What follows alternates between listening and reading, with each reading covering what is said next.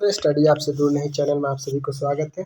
आज हम लोग करंट अफेयर्स का नेक्स्ट सेट लेकर के आ गए हैं, क्योंकि आप लोग बिहार एसएससी जो प्रैक्टिस सेट है बुक है उसको अगर नहीं देखे हैं तो प्लेलिस्ट में जाइए और सर्च करिए स्टडी आपसे दूर नहीं चैनल में। आप सभी को सभी अवेलेबल हो जाएगा और आप लोग किसी भी प्रकार के कोई भी क्वेश्चंस को वहाँ सर्च कीजिएगा, आपको मिल जाएगा। और रही बात आपका प्रिपरेशन का, तो सबसे पहले आप लोग ये याद रखिएगा, आप किसी भी कंपटीशन का एग्ज़ाम दे रहे हैं उसमें जो आपका करंट अफेयर्स होता है उसका भूमिका जो होता है अहम होता है। और बिना करंट अफेयर्स का आजकल के एग्ज़ामों में बैठना बहुत ही मुश्किल हो गया है, क्योंकि करंट अफेयर्स आपका प्रिपेयर है तो कम से कम आपको 12 to 20 मार्क्स यूं ही आ जाता है, ठीक ना। तो इसीलिए आप लोग सबसे पहले करंट अफेयर्स जितने भी होंगे, साल भर का हो या फिर 6 मंथ का हो, आप लोग इसको रिवाइज कर लीजिएगा। चलिए वीडियो को स्टार्ट करते हैं। सबसे पहला क्वेश्चन और इम्पोर्टेंट क्वेश्चन है। इसमें पहला क्वेश्चन कह रहे हैं बाल विज्ञान महोत्सव का उद्घाटन किसने किया था। यानी बाल विज्ञान महोत्सव का उद्घाटन हुआ था वह किसके द्वारा किया गया था। तो इस क्वेश्चन का सही जवाब हमारा हो जाएगा ऑप्शन नंबर सी, यह डॉक्टर राजेंद्र सिंह द्वारा किया गया था, जो एक क्या है, केंद्रीय मंत्री है। यानी यह एक केंद्रीय मंत्री है और यह उद्घाटन जो है IIM के तहत किया गया था, यानी Indian Institute of Integrated Medicine, यानी Indian Institute of Integrated Medicine के तहत इसका स्थापना किया गया था। चलिए इसी के साथ हम लोग नेक्स्ट प्रश्न देखते हैं। प्रश्न संख्या 2 कह रहा है वर्ष 2023 के रोहिणी नैयर पुरस्कार से किसे सम्मानित किया गया है।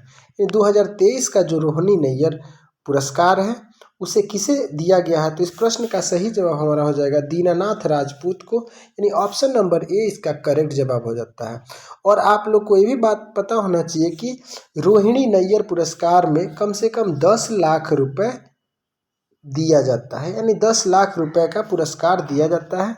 और इसी के साथ ये आप लोग को बहुत ही इम्पोर्टेंट क्वेश्चन है और आप लोग इसे ध्यान में रखिएगा, यानी रोहिणी नैयर पुरस्कार में कितने राशि दिया जाता है, ये बात आप लोग याद रखिएगा। नेक्स्ट प्रश्न हम लोग देखते हैं। प्रश्न संख्या 3 हमारा कह रहे हाल ही में जारी वर्ष 2023 में हुरून इंडिया परोपकारी सूची में किसे शीर्ष स्थान प्राप्त हुआ है। यानी हुरून जो जारी किया जाता है इंडियन परोपकारी, इसमें होता है कि जैसे कि मतलब कोई राशियाँ जैसे दान किया जाता है, जैसे जिसके पास प्रॉपर्टी है उसी प्रकार से दान किया जाता है। तो इसमें मतलब दान करने वाला का अहम स्थान यानी प्रथम स्थान, शीर्ष स्थान किसको प्राप्त हुआ है। तो ये हमारे जो है सीयू नादर, इन्होंने 2047 करोड़ रुपए का दान राशि करके नंबर 1 रैंक हासिल किया है। हुरून इंडियन परोपकारी सूची में नंबर 1 स्थान इन्होंने प्राप्त किया है। चलिए नेक्स्ट प्रश्न हम लोग देखते हैं। क्या है प्रश्न नंबर 4, फीफा पुरुष विश्व कप 2034 की मेजबानी कौन सा देश करेगा। इस प्रश्न का सही जवाब हमारा हो जाएगा, ये करने वाला था ऑस्ट्रेलिया, लेकिन यह एक तरफा मतलब पार्टिसिपेशन लेकर के सऊदी अरब ने अपने नाम कर लिया है। चलिए आपसे क्वेश्चन पूछेगा, सबसे पहला फीफा फुटबॉल पुरुष विश्व कप कब खेला गया था। तो आप लोग को ये डेट पता होना चाहिए 1930, और इसमें जीतने वाला कौन था, उरुग्वे में, क्योंकि उरुग्वे ही इसका संचालन कर रहा था। नेक्स्ट प्रश्न हम लोग देखते हैं। प्रश्न संख्या हमारा 5 है, 1 नवंबर 2023 को 7 राज्यों और 2 केंद्र शासित प्रदेशों का स्थापना दिवस मनाया गया है, जिनमें से कौन सा राज्य शामिल नहीं है। आप लोग ध्यान से पढ़िएगा, कभी कभी ऐसा हो जाता है शामिल है कहता है, कभी कभी शामिल नहीं है। तो 7 राज्य शामिल हैं और 2 यूटी यानी यूनियन टेरिटरी भी शामिल है, लेकिन इनमें से कौन नहीं है। इस प्रश्न का सबसे पहला हम लोग जवाब कर लेते हैं, ये है राजस्थान। यानी राजस्थान जो है यह 1 नवंबर को अपना स्थापना दिवस नहीं मनाता। और बाकी कौन ऐसे स्टेट्स हैं जो अपना 1 नवंबर को स्थापना दिवस मनाते हैं तो आप लोग याद कर लीजिएगा। 7 स्टेट में आपका स्टेट में आ जाएगा, जैसे केरल, यानी केरल यहाँ पे है 1 नंबर। उसके बाद से आपका हो जाएगा पंजाब, P फॉर पंजाब याद करिएगा। उसके बाद से आपका हो जाएगा A फॉर आंध्र प्रदेश। उसके बाद CH डबल छत्तीसगढ़, हरियाणा। उसके बाद से आपका कर्नाटक, हरियाणा, कर्नाटक। उसके बाद से आपका मध्य प्रदेश। यानी ये जितने 1 2 3 4 5 6 7 यानी जो 7 स्टेट्स हैं ये 1 नवंबर को अपना स्थापना दिवस मनाते हैं। और चलिए देखते हैं, इसमें 2 ऐसे यूटी हैं, यूनियन टेरिटरी यानी केंद्र शासित प्रदेश, जो अपना 1 नवंबर को स्थापना दिवस मनाते हैं। तो उनका नाम है लक्षद्वीप और पांडुचेरी। ठीक है, लक्षद्वीप और पांडुचेरी भी अपना 1 नवंबर को स्थापना दिवस मनाते हैं। चलिए इसी के साथ हम लोग नेक्स्ट प्रश्न देखते हैं, क्योंकि आपको जितना भी इसमें एक्स्ट्रा फैक्ट होगा उसको ध्यान से पढ़िएगा, नहीं तो फिर आपको प्रॉब्लम हो सकता है। कोई भी इसमें से फैक्ट पूछ सकता है। अभी ऐसे भी हो सकता था क्वेश्चन कि कौन ऐसे राज्य हैं जो केंद्र शासित एक मतलब कौन ऐसे 2 राज्य हैं जो केंद्र शासित प्रदेश है जो 1 नवंबर को अपना स्थापना दिवस मनाते हैं। क्वेश्चन कई प्रकार से हो सकते हैं, इसीलिए आप लोग हर एक पॉइंट को नोटिस कीजिएगा और उसको ध्यानपूर्वक पढ़ने का प्रयास कीजिएगा। कह रहा है किस महिला फुटबॉलर ने वर्ष 2023 का वैलेंडियो पुरस्कार जीता है, यानी वैलेंडियो पुरस्कार जीतने वाली प्रथम महिला कौन है? तो वह है हमारी एंतेना बोनमाती, यानी एंतेना बोनमाती को प्रथम वैलेंडियो पुरस्कार से सम्मानित किया गया है। चलिए नेक्स्ट प्रश्न हम लोग देखते हैं। प्रश्न संख्या 7 कह रहा है कि हाल ही में वनडे विश्व कप में सबसे तेज शतक यानी 40 बॉल में शतक लगाने वाले बल्लेबाज कौन बन गए हैं? तो वो ऑस्ट्रेलिया के प्लेयर हैं। आप लोग इस बार का जो विश्व कप हुआ आप लोग बेहतरीन देखे होंगे, क्योंकि वह ऑस्ट्रेलियन प्लेयर कौन है? तो गैलन मैक्सवेल, यानी गैलन मैक्सवेल 40 बॉलों की यह विश्व में सबसे तेज शतक लगाने वाले प्लेयर बन गए हैं। और यह किसके खिलाफ मारे थे? तो नीदरलैंड के खिलाफ मारे थे, जिसमें आपका 9 चौका था, यानी 9 चौके मारे थे, 9 चौके और 8 छक्कों के साथ यह शतकीय पारी अपना पूरा किया था। चलिए नेक्स्ट प्रश्न हम लोग देखते हैं। प्रश्न संख्या 8 कह रहा है कि 15 नवंबर 2023 को किस राज्य ने अपनी स्थापना, देखिए स्टेट से कितनी मतलब स्थापना दिवस, ये सभी आप लोग जैसे जैसे रिलेटेड क्वेश्चन है ये हमेशा न्यू अपडेटेड टाइप का है, इस सभी को आप लोग जरूर देखिएगा। 15 नंबर क्वेश्चन कह रहा है 15 नवंबर 2023 को किस राज्य ने अपना स्थापना दिवस मनाया है? तो 15 नवंबर को अपना स्थापना दिवस मनाने वाला वह राज्य होता है झारखंड। झारखंड इसका स्थापना दिवस मनाता है। आप लोग से ये भी क्वेश्चन पूछ सकता है कि झारखंड का पुराना नाम क्या है? झारखंड का पुराना नाम हो जाता है कुकरा। कुकरा इसका पुराना नाम हो जाता है। ये सभी क्वेश्चंस आपसे पूछते रहता है, ठीक ना, आप लोग इसका जवाब जरूर याद रखिएगा। अगला प्रश्न हम लोग देखते हैं। अगला प्रश्न कह रहा है हाल ही में संयुक्त सैन्य अभ्यास सूर्य किरण भारत और किस देश के बीच आयोजित किया गया? यानी सूर्य किरण जो होता है भारत और किसके बीच होता है? तो ये नेपाल के बीच होता है, यानी ऑप्शन नंबर डी इसका करेक्ट जवाब हो जाएगा। और आपसे क्वेश्चन ये भी पूछेगा कि जो नेपाल के पीएम है उनका नाम क्या है? यानी जो नेपाल के पीएम है उनका नाम क्या है? तो आप लोग बताइएगा। कमल दहल प्रचंड जी हैं, यानी पुष्प कमल दहल प्रचंड इनका पूरा नाम है। पुष्प कमल दहल यानी PKP, यानी पुष्प कमल दहल प्रचंड यहाँ के प्राइम मिनिस्टर हो जाते हैं। तो आपसे क्वेश्चन ये भी पूछ सकता है कि नेपाल के प्रेसिडेंट यानी राष्ट्रपति कौन है? तो रामचंद्र पौडेल जो है वहाँ के राष्ट्रपति हैं। चलिए ये एक्स्ट्रा फैक्ट है। और नेपाल का जो कैपिटल है काठमांडू है। आप लोग ये एक्स्ट्रा फैक्ट जरूर जान लीजिएगा। अगला प्रश्न है 10 नंबर प्रश्न कह रहा है ISR से अधिक उपज होने वाली काली मिर्च की किस किस्म को विकसित किया है, उसे क्या नाम दिया गया है? तो उसे नाम दिया गया है ऑप्शन नंबर A चंद्रा, उसका नाम दिया गया है। यह मतलब चंद्रा नामक एक काली मिर्च है, उसकी विशिष्ट उपज के लिए इसका नाम मतलब चंद्रा नाम रख दिया गया है। चलिए अगला प्रश्न हम लोग देखते हैं।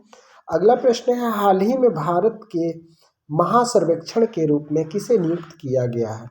11 नंबर प्रश्न का सही जवाब हो जाएगा ऑप्शन नंबर डी, यह हितेश कुमार जी हैं जिन्हें महा सर्वेक्षण के रूप में नियुक्त किया गया। ऑप्शन नंबर डी इसका करेक्ट जवाब हो जाएगा।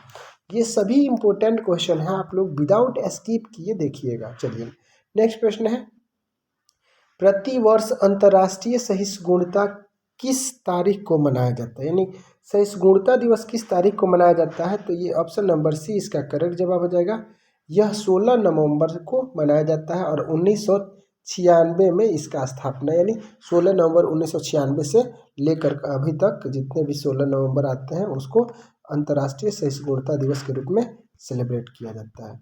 नेक्स्ट प्रश्न हमारा है, नेशनल मेटरोलॉजिस्ट अवार्ड से किसे सम्मानित किया गया है? तो ये मेटरोलॉजिस्ट अवार्ड से सम्मानित किए जाने वाले ऑप्शन नंबर बी यानी डॉक्टर देवाशीष भट्टाचार्य जी को यह अवार्ड दिया गया है।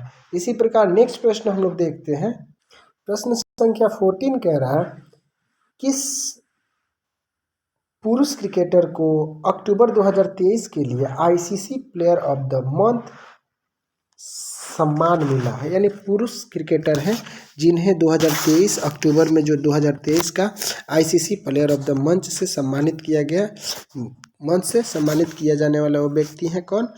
रविचंद्रा जी, यानी ऑप्शन नंबर बी इसका करेक्ट जवाब हो जाएगा। और ये रविचंद्रा जो है एक ऑलराउंडर न्यूजीलैंड के प्लेयर हैं। चलिए अगला प्रश्न हम लोग देखते हैं, प्रश्न संख्या 15 कह रहा है, हिमाचल प्रदेश के मुख्यमंत्री ने किस शहर में विद्या समीक्षा केंद्र उद्घाटन किया है? यानी विद्या समीक्षा केंद्र की उद्घाटन करने वाला मुख्यमंत्री वह हिमाचल प्रदेश के कौन है? तो ये हो जाएगा ऑप्शन नंबर ए, यानी शिमला में इन्होंने विद्या समीक्षा केंद्र की उद्घाटन किया है। तो आपको ये भी पता होना चाहिए जो हिमाचल प्रदेश के मुख्यमंत्री हैं उनका नाम क्या है? हिमाचल प्रदेश के जो सीएम है उनका नाम है सुखविंदर सिंह सुक्खू जी, उन्होंने यह विद्या समीक्षा की स्थापना किया है। और अब इतना जान गए तो हिमाचल प्रदेश के जो गवर्नर हैं, गवर्नर का भी नाम आप लोग को जरूर जानना चाहिए। तो उनका नाम है, तो वह एक्स्ट्रा कार्यभार में आपके बिहार के भी गवर्नर के रूप में अभी कार्यरत हैं, जिनका नाम है राजेंद्र विश्वनाथ आर्लेकर। ये एक्स्ट्रा फैक्ट है, आप लोग इसको जरूर ध्यान में रखिएगा।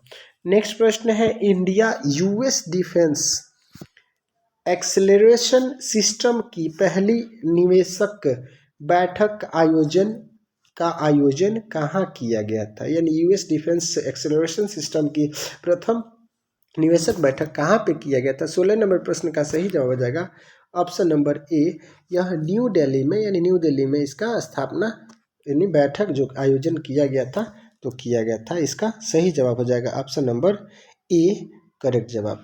नेक्स्ट प्रश्न हम लोग देखते हैं, प्रश्न संख्या 17 है, 17 नंबर प्रश्न कह रहा है, पाकिस्तान के सर्वोच्च नागरिक सम्मान से सम्मानित होने वाले चौथे भारतीय कौन है? यानी चौथे भारतीय ऐसे वह कौन व्यक्ति हैं जिन्हें पाकिस्तान का जो सर्वोच्च नागरिक सम्मान यानी निशान ए पाकिस्तान, वहाँ का जो सम्मान है क्या नाम है उसका? निशान ए पाकिस्तान। यानी निशान ए पाकिस्तान से किसे सम्मानित किया गया है? वो भारत के चौथे व्यक्ति हैं, तो उनका नाम है हमारा option number B, doctor Syedna Mufaddal Saifuddin. यानी सैयदना मुफद्दल सैफुद्दीन को पाकिस्तान का सर्वोच्च नागरिक सम्मान निशान ए पाकिस्तान को से सम्मानित किया गया है। और आपसे जब चौथा पूछ दिया तो आपसे ये भी पूछ सकता है कि भारत के वह पहले व्यक्ति कौन थे जिन्हें पाकिस्तान का सर्वोच्च नागरिक सम्मान से सम्मानित किया गया था? तो ये क्वेश्चन हो जाएगा मोरारजी देसाई। यानी मोरारजी देसाई जो थे वह पहले व्यक्ति थे जिन्हें निशान ए पाकिस्तान से सम्मानित किया जा चुका है। चलिए अगला प्रश्न हम लोग देखते हैं, सुप्रीम कोर्ट की पहली महिला जज कौन थी जिनका हाल ही में निधन हो गया है? यानी सुप्रीम कोर्ट की वह महिला जज कौन थी जिनका नाम इसमें ऑप्शन में दिया है, जिनका हाल ही में क्या हो गया है, निधन हो गया है, यानी 96 वर्ष के उम्र में उनका निधन हो गया है। तो उनका नाम है फातिमा बीबी। ऑप्शन नंबर सी इसका करेक्ट जवाब हो जाएगा। तो आपसे ये क्वेश्चन भी पूछ सकता है कि फातिमा बीबी कब से कब तक जज रही थी। तो आप लोग याद रखिएगा 6 अक्टूबर 1989 से लेकर के 29 अप्रैल 1992, यानी वह जज के रूप में कार्य की थी 6 अक्टूबर 1989 से लेकर के 29 अप्रैल 1992 तक अपना कार्य जज के रूप में कार्यभार संभाली थी। और इनका अभी हाल ही में निधन हो गया है, यानी 96 वर्ष के उम्र में। और उनका निधन कब हुआ है, तो उनका निधन हुआ है 23 नवंबर 2023 को। ठीक ना, ये एक्स्ट्रा फैक्ट आप लोग जरूर याद रखिएगा। अगला प्रश्न है, महिलाओं की सुरक्षा के लिए किस राज्य ने हाल ही में सेफ्टी सिटी प्रोजेक्ट शुरू किया है, यानी सेफ्टी सिटी प्रोजेक्ट शुरू करने वाला हुआ राज्य कौन सा है। तो ऑप्शन नंबर सी इसका करेक्ट जवाब हो जाएगा, उत्तर प्रदेश। ठीक है, अब आपसे ये भी पूछेगा उत्तर प्रदेश के सीएम कौन है, तो योगी आदित्यनाथ जी। योगी आदित्यनाथ जी वहाँ के सीएम हैं। और जो गवर्नर है आनंदीबेन पटेल, यानी आनंदीबेन पटेल जी वहाँ के गवर्नर के रूप में कार्यरत हैं। नेक्स्ट प्रश्न हम लोग देखते हैं, प्रश्न संख्या 20 कह रहा है, दुनिया के सबसे बड़े एकल साइट और ऊर्जा संयंत्र का उद्घाटन किस देश में किया गया है, यानी वह कौन सा देश है जिसमें ऊर्जा का सबसे बड़ा पावर प्रोजेक्ट जारी किया गया है। तो वह है हमारा ऑप्शन नंबर ए, सऊदी अरब अमीरात। यहाँ पर यह संयंत्र में 2 गीगा, जिसको मतलब गीगावाट, 200 गीगावाट का पावर प्रोजेक्ट तैयार किया गया है, जो इसके राजधानी आबू धाबी से लगभग 35 किलोमीटर दूर स्थापित किया गया है। ठीक ना, इस क्वेश्चन का सही जवाब हो जाएगा ऑप्शन नंबर ए।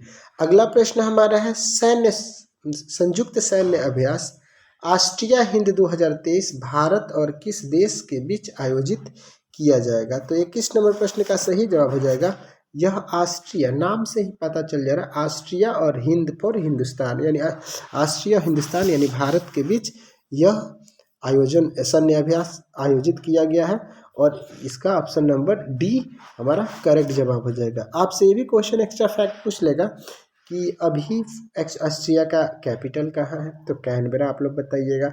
और यहाँ के पीएम कौन है, तो आप लोग को ये भी बात पता होना चाहिए, स्कॉट मॉरिसन यहाँ के पीएम है, स्कॉट मॉरिसन। ओके, चलिए नेक्स्ट प्रश्न हम लोग देखते हैं। प्रश्न संख्या 22 कह रहा है कि बंगाल के ब्रांड एम्बेसडर किसे बनाया गया, यानी बंगाल के ब्रांड एम्बेसडर के रूप में अभी उन्हें नियुक्त किया गया है सौरभ गांगुली को। ऑप्शन नंबर बी इसका करेक्ट जवाब हो जाएगा। आपसे क्वेश्चन पूछेगा बंगाल के सीएम कौन है, तो आप लोग बताइएगा ममता बनर्जी। और गवर्नमेंट कौन है, जो आपका